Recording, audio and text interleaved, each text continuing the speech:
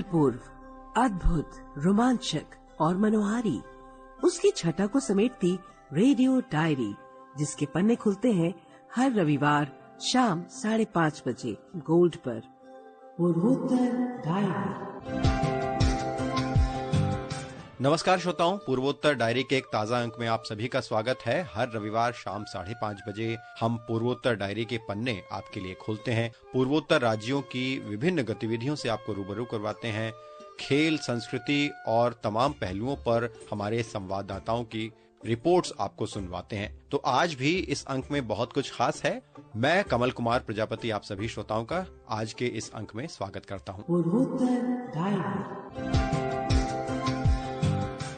अपने साक्षात्कारों की विशेष श्रृंखला में आज हम आपके लिए एक और साक्षात्कार लाए हैं और कार्यक्रम की शुरुआत इसी साक्षात्कार से हम करने जा रहे हैं। श्रोताओं, हमारे क्षेत्रीय संवाददाता मानस प्रतिम शर्मा जो सिक्किम में मौजूद हैं, उन्होंने सिक्किम के राज्यपाल श्री ओम प्रकाश माथुर के साथ विशेष बातचीत की और इस बातचीत का फोकस सिक्किम राज्य की 50वीं वर्षगांठ, सिक्किम राज्य का पर्यटन और तमाम पहलू रहे। तो आइए ये विशेष साक्षात्कार आपको सुनवाते हैं।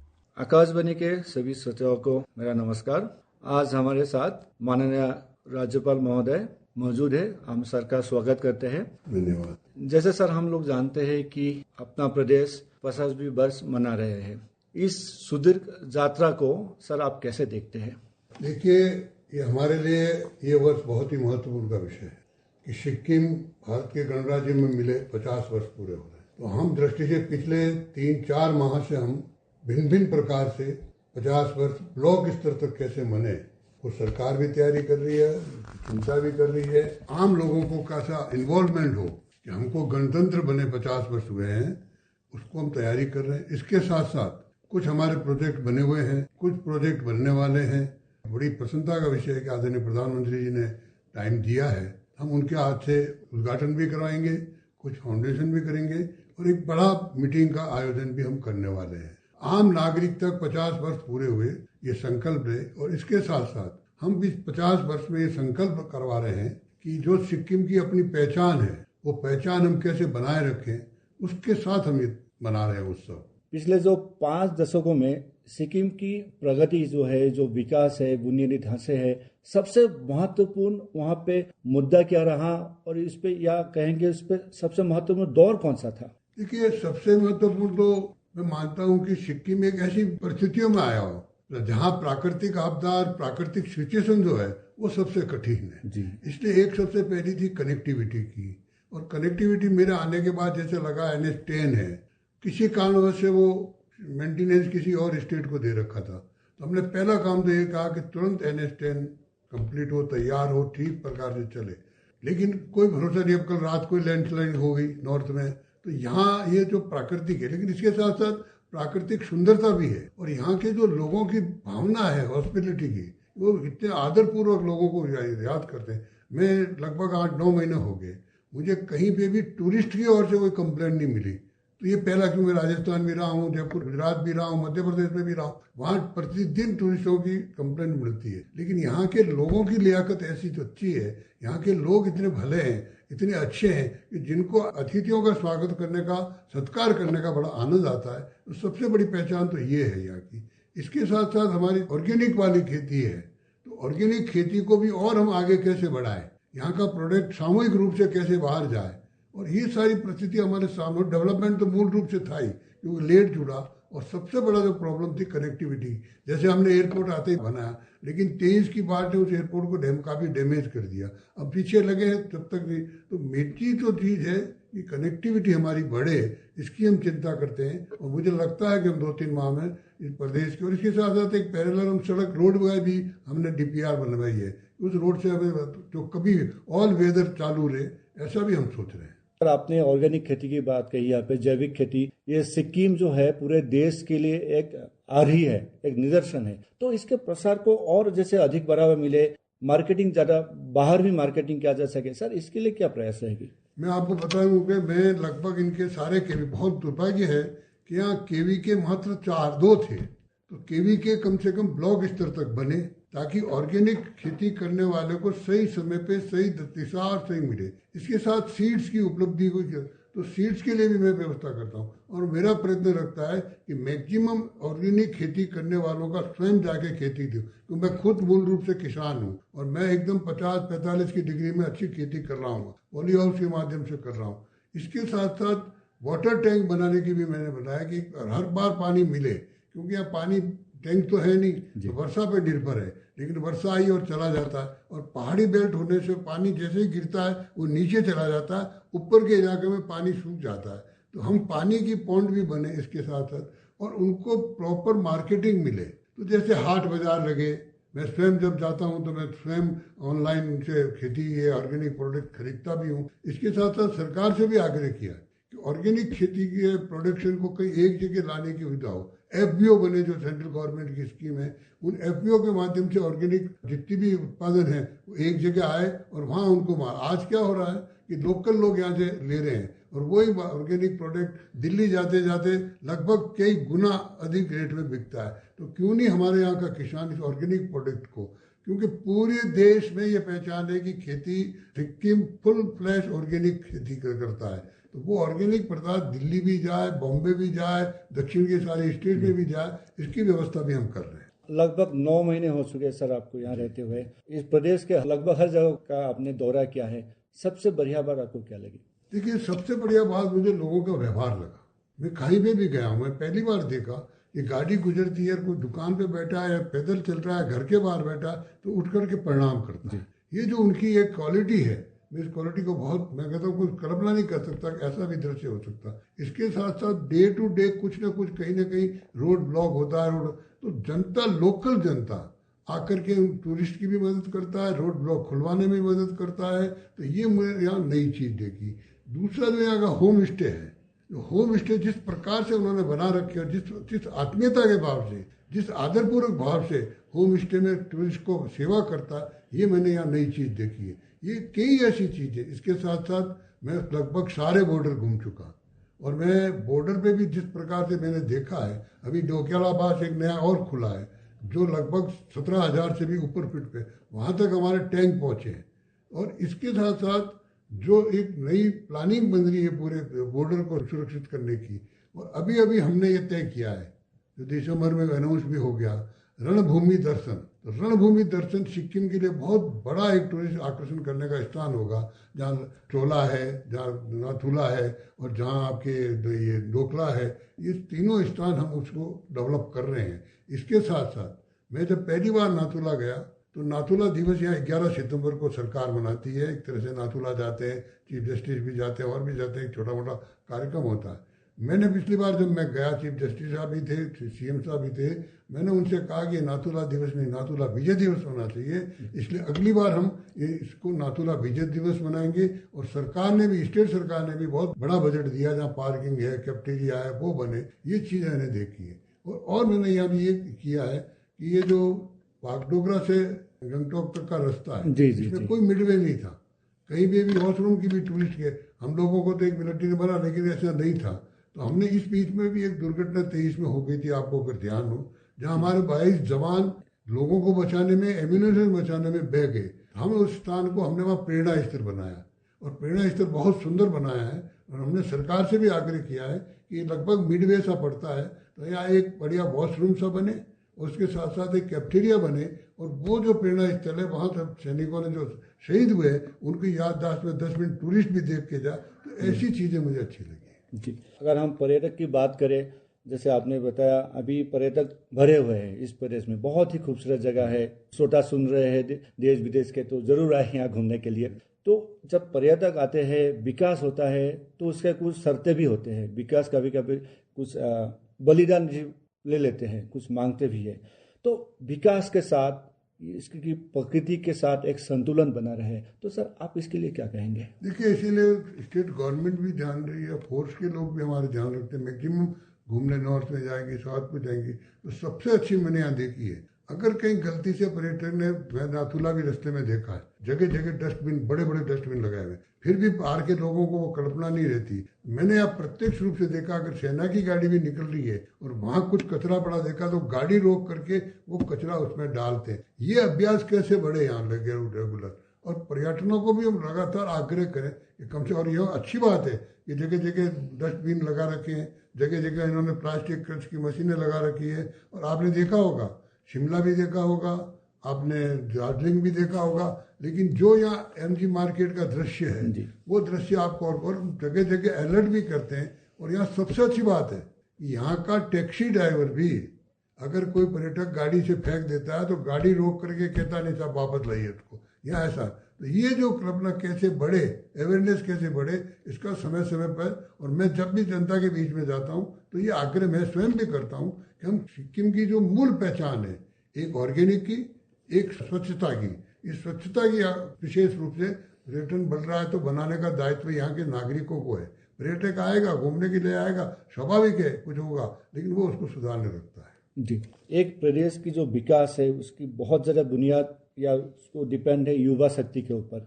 जो प्रदेश के युवा शक्ति को रोजगार ज़्यादा मिले, खेल कूद में विकास हो, इसके लिए सर आपका क्या उद्देश्य रहेगा या क्या प्लानिंग है? मेरा अनुभव तो है कि खेल कूद यहाँ हर गांव में है और हर गांव में खेलों की रुचि है, और कई प्रकार के एसोसिएशन के दो, क्लब के दो, कई प्रकार के यूनियन के दो, ऐसे खेलों की अलग अलग बनी हुई। मैं आज अभी मुझे बहुत अच्छा लगा जो प्रधानमंत्री जी ने 14 के बाद एक कल्पना की थी दिव्यांगों के बारे में। अभी मैं दिव्यांगों का ओलंपिक का खुद उद्घाटन करके आया हूँ। इतने अच्छे बच्चे, और एक बच्चा तो है जो वेनिस में जाकर के स्वर्ण पदक जीत के आया। तो ये जो खेलों के प्रति रुचि है, लेकिन ये खेलों का एक चयन बने, मेरा इसमें थोड़ा सुझाव है सरकार से भी, और मैं करता हूँ प्रयत्न कि एक ऐसा कोई जिसको बोलते हैं ना कि सिस्टम बने जिसपे खेलने वाले को प्रोत्साहन मिले। वो अपने लिए जगह तो खेल रहे हैं, लेकिन उनको आगे कैसे बढ़ाया जाए, डे टू डे उनकी प्रैक्टिस कैसे हो, डे टू डे उनका काम करने का मौका मिले। नहीं तो क्या है कि गाँव में वो ठीक है खेल दिए फिर आगे चले गए, तो वो कहीं जहाँ जाए वहाँ, तो उसके लिए एक वो बनाने की भी हम चिंता कर रहे हैं। खेल भी बढ़े, युवाओं का तो यहाँ सरकार ने अच्छा कर रखा है, घर परिवार से एक फ्री देते हैं वो। इसके साथ साथ एक और अच्छा काम करते हैं कि घर में बच्चा पैदा होते 180 पेड़ लगाते हैं। तो ये जो चीज़ें लगातार चलती रहे, इसकी सरकार भी चिंता करती है।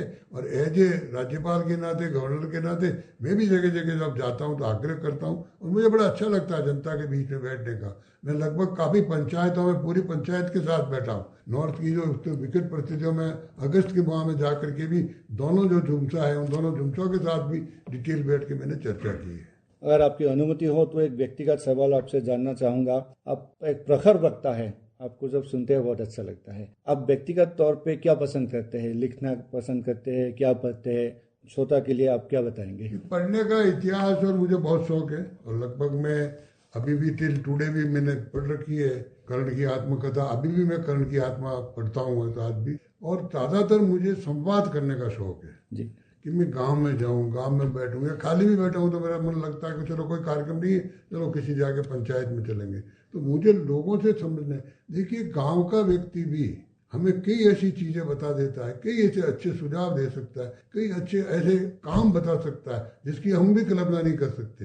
तो मैं सदैव, क्योंकि छोटे गाँव का रहने वाला हूँ, तो छोटे गाँव के रहने के बाद से मुझे गाँव के लोगों से और स्थानीय लोगों से संवाद करने का सबसे ज़्यादा शौक है। और पढ़ने का तो ही है, लिखने का भी बहुत ज़्यादा मेरा स्वभाव नहीं है। सर आकाशवाणी सुनते हैं, क्या अच्छा लगता है आपको? नहीं, बहुत अच्छा लगता है, मैं सुनता भी हूँ जी। बात करें, जैसे प्रधानमंत्री जी ने कहा है विकसित भारत 2047 के लिए सिक्किम कैसे जोड़ेंगे सर? देखिए 2047 तक सिक्किम निश्चित रूप से सबसे अग्रणी पंक्ति में जुड़ेगा, ये मान के चलिए, क्योंकि सिक्किम जिस प्रकार से काम पे लगा है, जो योजनाएं सिक्किम लागू कर रहा है, और आज भी मैं कह रहा हूँ प्रधानमंत्री जी की जितनी योजनाएं होगी, मुझे लगता है यहाँ उसी ढंग से उनका फॉलो हो रहा है।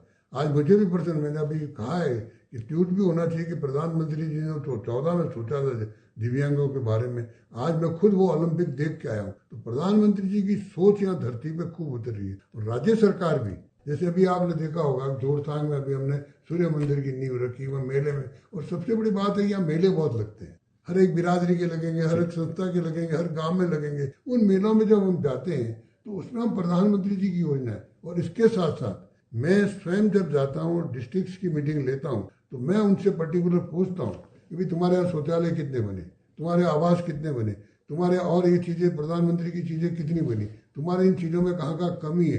फॉलोअप हम बहुत बढ़िया तरीके से कर रहे हैं और उसका मुझे लाभ भी हो रहा है। और सर जैसे आपने बताया स्वच्छता के लिए, क्लीननेस के लिए, जैविक खेती ले, सिक्किम पूर्वोत्तर के लिए हो या देश के बाकी प्रदेश के लिए हो, कैसे आदर्श बन चुका है और आने वाले दिनों में ये प्रदेश बाकी लोगों को कैसे सर प्रोत्साहित करेंगे?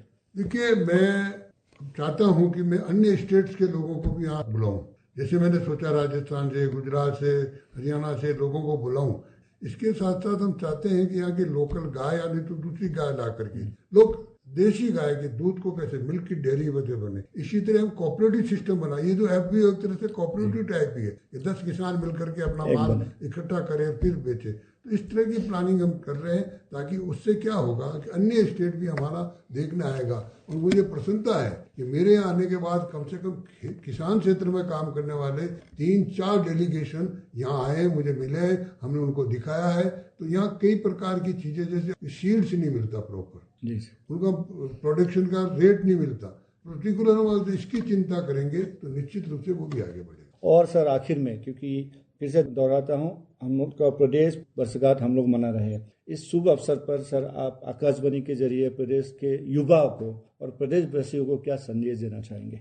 मैं इस 50 वर्ष पूर्ण होने पे युवाओं को संदेश दूंगा कि हमारे पुरखों ने सिक्किम में जो एक सिक्किम की पहचान बनाई है, उस पहचान को बनाए रखते हुए उसको और आगे कैसे बढ़ाएं, इसके लिए अपना दिमाग, दिल और दिमाग लगाए, मेहनत करे, परिश्रम करे। इसके साथ साथ सिक्किम की पूरी जनता को कहना चाहूँगा कि वो पूरे सिक्किम का हमने जो हमारी पहचान है, हमारी सिंसियरिटी की पहचान है, हमारी अतिथि सत्कार की पहचान है, हम अतिथि देवो भव मानते हैं, उसको भी कैसे बढ़ाए और आने वाली पीढ़ी को भी कैसे सिखाए, ऐसा मेरा है। और सिक्किम 50 वर्ष पूरे हो रहे हैं, हर व्यक्ति सिक्किम का इसको एक उत्साह के रूप में ले, एक जोश के रूप में ले, एक त्योहार के रूप में ले, एक पूजा के रूप में ले कि ये पूजा हमारी 50 साल की, हम लोकतंत्र में 50 साल पूरे कर रहे हैं। इन शुभकामनाओं के साथ मैं उनसे बहुत बहुत शुभकामनाएं देता हूं कि ये 50 वर्ष हमारे सिक्किम को आने वाले समय में और आगे बढ़ाएगा। इन्हीं शुभकामनाओं के साथ मैं मेरी बात निवेदन करता हूं। जी सर, आपने अपना बहुमूल्य समय हमको दिया, बहुत सी बातें हम लोग के साथ साझा की। आकाशवाणी की तरफ से फिर से आपका सर आभार। बहुत धन्यवाद।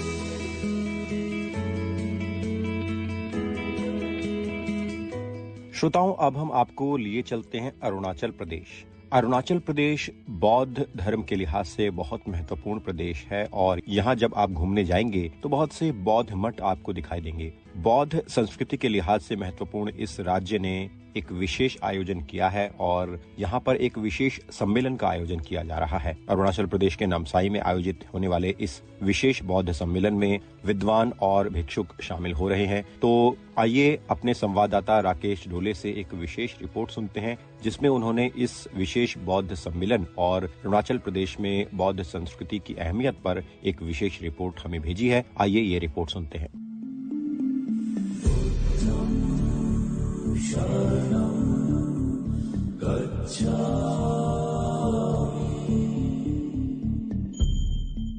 नामसाई में 2 दिवसीय अंतर्राष्ट्रीय सम्मेलन बौद्ध धर्म और पूर्वोत्तर भारत की संस्कृति विषय पर मंगलवार को सफलतापूर्वक संपन्न हुआ।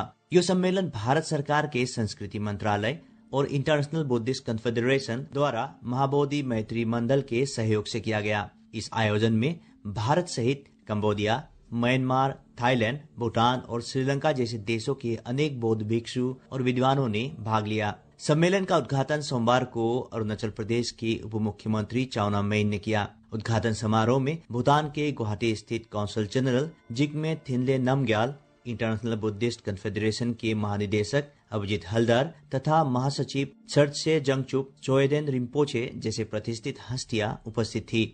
सम्मेलन के दौरान क्षेत्र में ऐतिहासिक महत्व, कला और संस्कृति तथा बौद्ध धर्म के पड़ोसी देशों पर बड़े प्रभाव और उनके परस्पर संबंधों पर विचार से चर्चा की गई।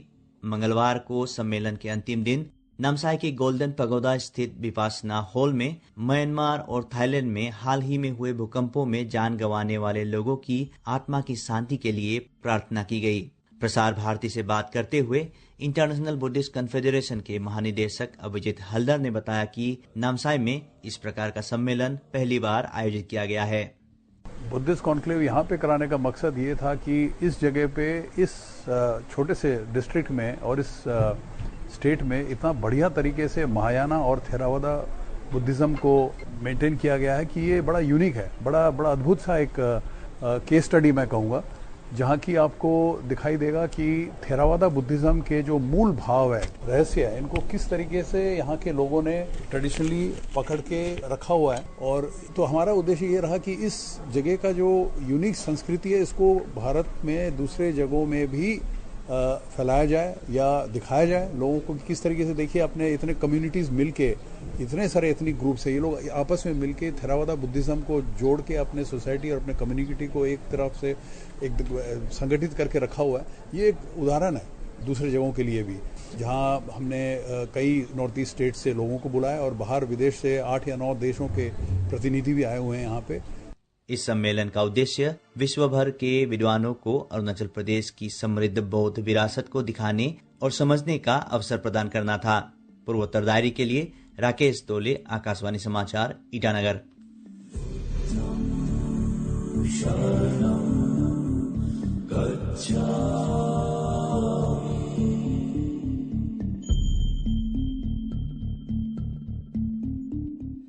हर साल 21 अप्रैल को सिविल सेवा दिवस मनाया जाता है और इस बार दिल्ली के विज्ञान भवन में 17वां सिविल सेवा दिवस मनाया गया। इस अवसर पर प्रधानमंत्री नरेंद्र मोदी ने सभी सिविल सेवकों को संबोधित किया और साथ ही उन्होंने सिविल सेवा में कार्य करने वाले उत्कृष्ट अधिकारियों को और लोक सेवकों को पुरस्कृत भी किया।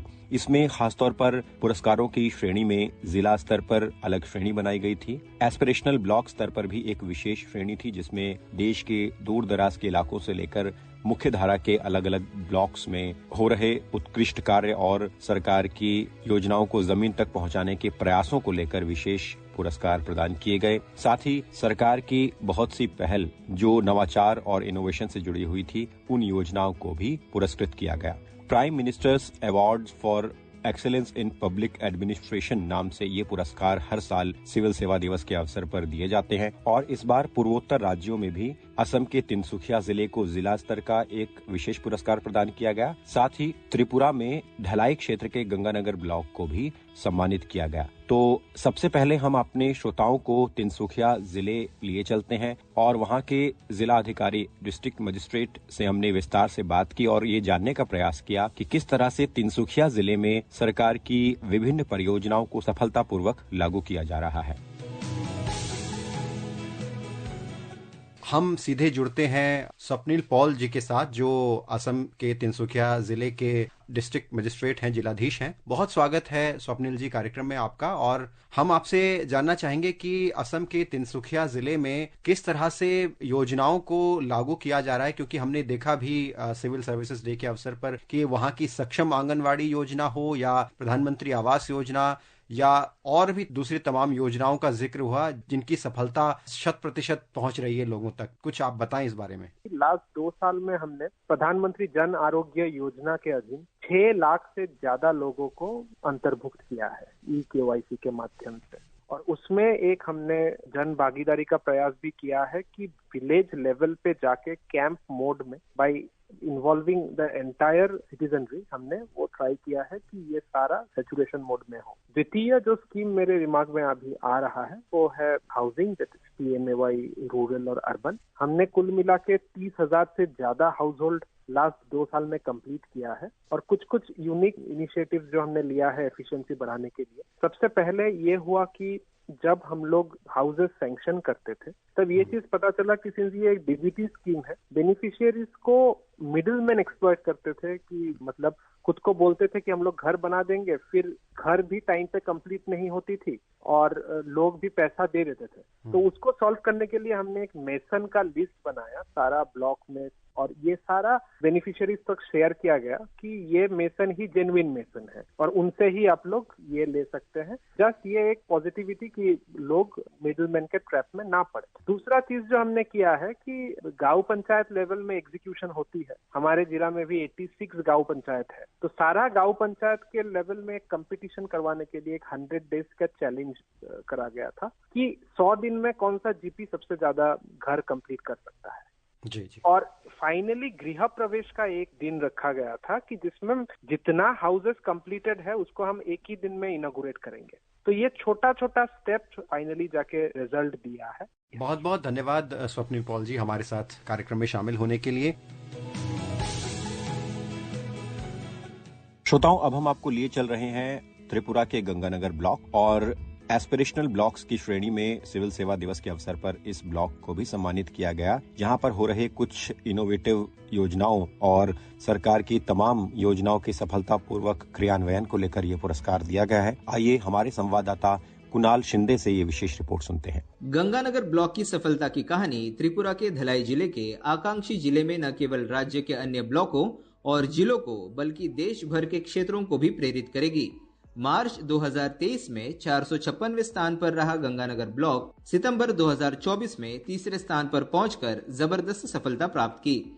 स्वास्थ्य और पोषण, सामाजिक कल्याण, बुनियादी ढांचा, शिक्षा, कृषि और अन्य 40 प्रमुख प्रदर्शन संकेतों में जिला प्रशासन द्वारा उठाए गए तीव्र और महत्वाकांक्षी कदमों ने गंगानगर ग्राम समिति और ब्लॉक क्षेत्रों के लोगों के जीवन में सकारात्मक बदलाव लाए हैं। पीएम डिवाइन योजना के तहत सोलार माइक्रोग्रिड परियोजना को लागू कर और एनईसी फंड का अधिकतम उपयोग करते हुए उन परिवारों तक बिजली पहुंचाई गई जो अब तक बिजली से वंचित थे। प्रशासन ने आंगनवाड़ियों को उन्नत करने, शौचालय सुविधाओं में सुधार जैसे कई ठोस कदम उठाए। आकाशवाणी ने धलाई जिले के जिलाधिकारी और कलेक्टर साजू वाहिद ए से बात की, जिन्हें इस महीने की 21 तारीख को प्रधानमंत्री नरेंद्र मोदी द्वारा पीएम उत्कृष्टता पुरस्कार 2024 प्राप्त हुआ। 2023 मार्च को तब हमारा पहला डेल्टा रैंकिंग जब डिक्लेयर किए थे, गंगानगर का रैंक था 456। तो वहां से लेकर पिछले 2 साल में health and nutrition, basic infrastructure, social infrastructure, agriculture, education जैसा मेजर जो फैक्टर्स है, इसके अंदर जो भी 40 के आसपास जो भी केपीएस में बहुत सारा काम किया था। इसके ऐसा बहुत सारे काम करके ही हमने 456 रैंक से गंगानगर को 3rd रैंक में लेके आया। हमारा कोशिश और कामयाबी यहाँ ऐसे रहेंगे और आगे वाले साल में गंगानगर का हर एक केपीए में 100% सैचुरेशन लेके आ जाए और हमारा स्टेट से भी सबसे अच्छा ब्लॉक और पूरा भारत में सबसे बढ़िया ब्लॉक करने का कोशिश पूरा जिला प्रशासन और ब्लॉक प्रशासन का रहेगा। गंगानगर ब्लॉक, जिसने पूर्वोत्तर क्षेत्र में पहला स्थान प्राप्त किया है, ने स्वास्थ्य और पोषण संकेतों में 100% उपलब्धि हासिल कर एक और मील का पत्थर पार किया है। वह दिन दूर नहीं जब धलाई का यह आकांक्षी जिला विकास के दृष्टिकोण से नई ऊंचाइयों को छूते हुए त्रिपुरा की समग्र प्रगति में योगदान देगा।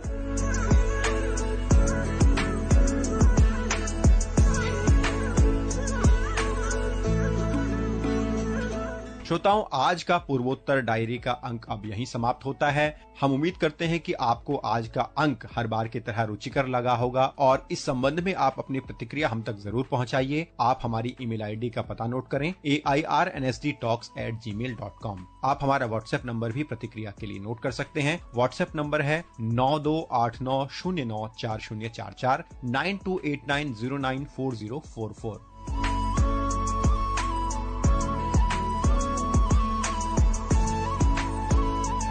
हम अगले रविवार शाम 5:30 बजे आपके साथ पूर्वोत्तर डायरी का एक नया अंक लेकर फिर उपस्थित होंगे। आज के कार्यक्रम को हम यहीं समाप्त करते हैं। नमस्कार। ये कार्यक्रम आकाशवाणी के समाचार सेवा प्रभाग द्वारा प्रस्तुत किया गया। आलेख व संकलन कमल कुमार प्रजापति। प्रस्तुति सहायक दानिश जैदी।